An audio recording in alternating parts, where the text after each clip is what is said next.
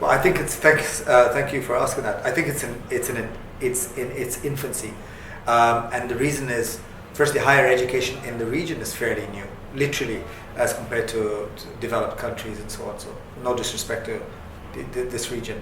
So it is in the infancy, and this is a secondary service as compared to delivering academic education to students.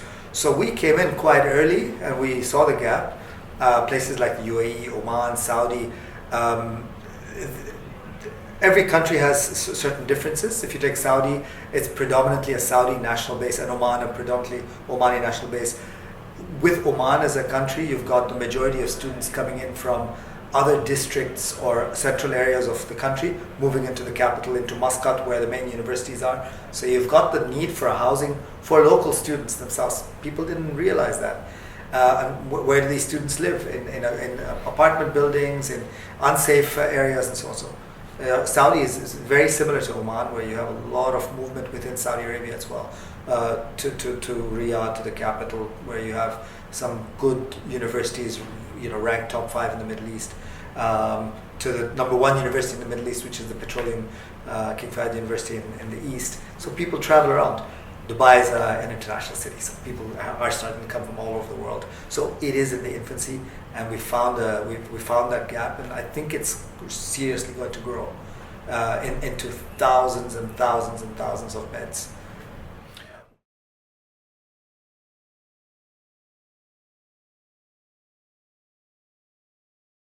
I think it's a combination of both. I think what makes the business model successful is economies of scale.